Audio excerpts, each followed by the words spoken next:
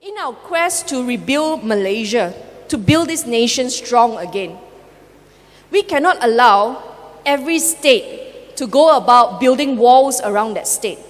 Adenan is making a call for Sarawakians. He said, I will protect Sarawak from UMNO.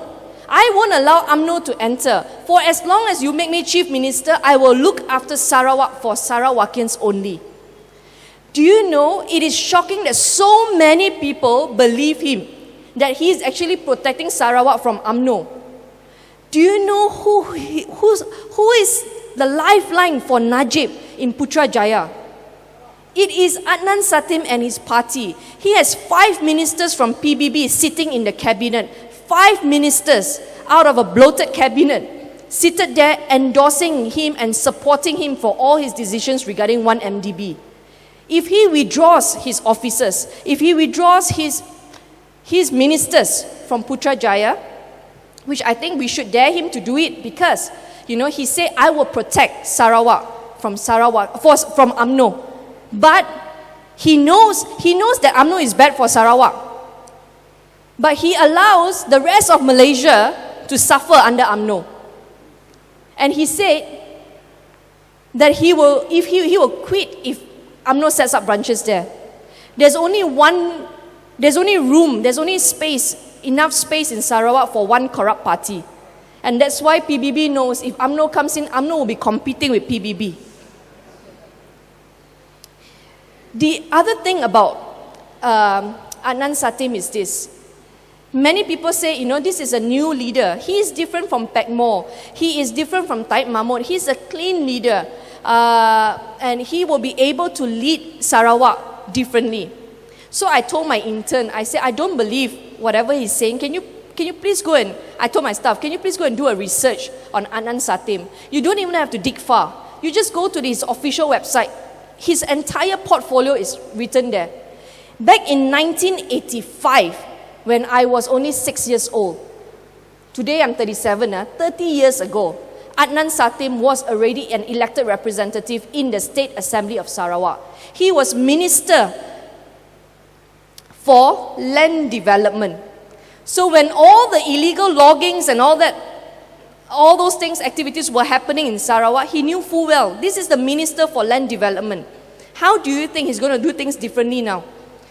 30 years ago, Assistant Minister, and then 1987, he became Minister for Land Development, Minister for Social Development, Sarawak, Minister for Agriculture and Food Industry, Sarawak.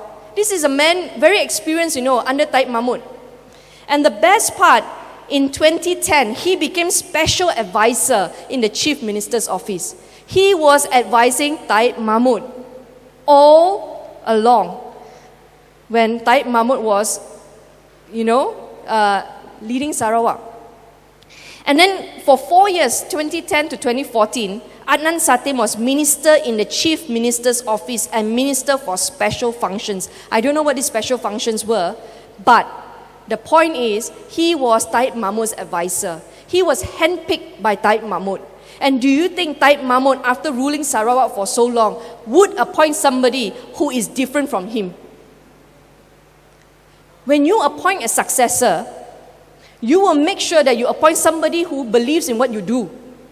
Taib Mahmud is such a man Adnan Satim is such a man for Taib Mahmud.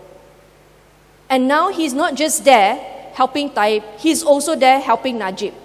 The rest of Malaysia don't want Najib. But Taib, you see, it's so confusing because to me they are all one and the same. Adnan is saying Sarawak for Najib. If UMNO is not good for Sarawak, UMNO is not good for the rest of us. We cannot elect selfish leaders who don't think for the rest of Malaysia when you put them in position of power. Adnan Satim is the lifeline for UMNO. Okay? And therefore, I know many people say Adnan is going to win big in Sarawak. We have the opportunity to deny him a big mandate. One of the best ways, everybody asks me, so what are you going to do about this ban? One of the best ways to show Adnan Satim that you do not endorse him abusing laws or breaking laws is to deny him two-thirds majority in the House, is to not give him a strong mandate, show him that it's not acceptable to break the laws.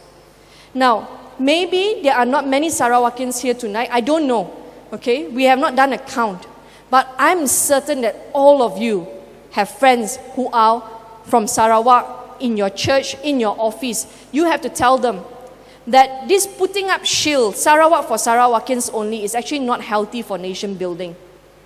Because that is actually how UMNO behaves. UMNO tells the Malays that other people want to take away their rights and privileges. You know, we will safeguard your rights. UMNO does that. Okay?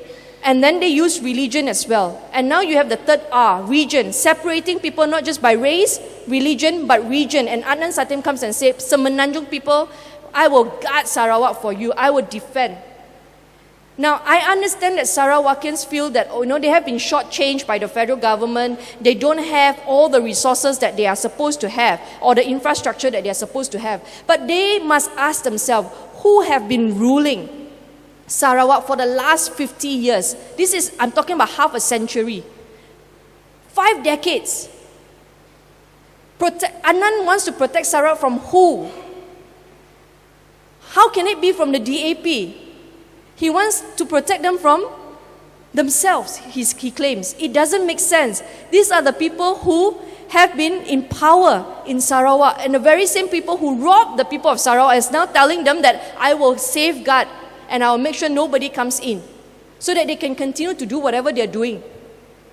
And the one thing that made me really, really upset is when the Deputy Prime Minister can walk around telling the people of Sarawak, if you vote for BN, I will give you 500,000 to build a school, for the school. If you vote for BN, we promise you development.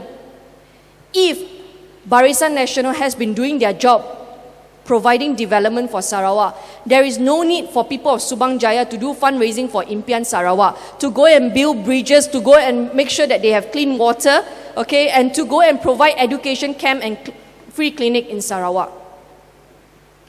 But we must not be weary in doing good. I asked and I appeal to you, please, when you hear Sarawakians saying, we need to protect our state from Semenanjung people like you, you have to tell them we must start thinking and behaving like one nation. The more we put up walls, the more will be left behind. Adenan's manifesto, one of the things that he wants to do, he said that he has managed to convince the federal government by 2018, 90% of the school teachers in Sarawak must be Sarawakians only. 90%. And I know there are good volunteer teachers who are being sent home simply because they are from Ipoh, from Selangor. Good teachers teaching in interior Sarawak, wanting to bless the community there, are being sent home because of this 90% for Sarawakians only. We must start thinking, imagine if every state in Malaysia starts behaving like that. Imagine if Azmin Ali said, I will not allow Adenan Satim to land in Subang Airport. Or I will not allow them to use our highway. We cannot behave like that. What if another state rises up and say, all the jobs here are only for Johor only? We cannot. There are so many Sarawakians living and they have settled here in Subang Jaya, and we accept all of them as part of our community because we are all from one nation. We are all Malaysians. So it is time. Please, we cannot endorse something like that. We cannot endorse an insecure leader and allow him to put up walls and build, all these walls around Sarawak in the name of protection for the people of Sarawak. You have a job tonight. I appeal to you that you will continue to spread this message to all your friends. And I know that by the end of this year, people foresee that some of our leaders will be in prison, will be charged. Rafizi Ramli is really looking at imprisonment in his face.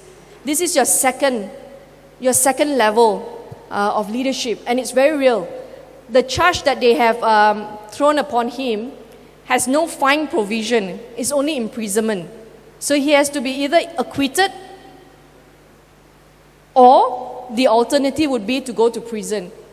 We have already lost Anwar Ibrahim in prison. We cannot allow Rafizi Ramli to go. And the people here who have access to information, you have to continue. Don't be tired in doing good. Because I believe one day, one step at a time, one state at a time, I believe when you have Mahathir also campaigning together with us, I really believe the next general elections, we're going to shake the rural area. I believe things will change, and I believe more states will fall from the grip of UMNO. And I ask that these Sarawak elections, we have to make some inroads, we have to get more seats, and we have to make sure that Adnan Satim does not get a full mandate. Thank you so much for coming, ladies and gentlemen. Thank you.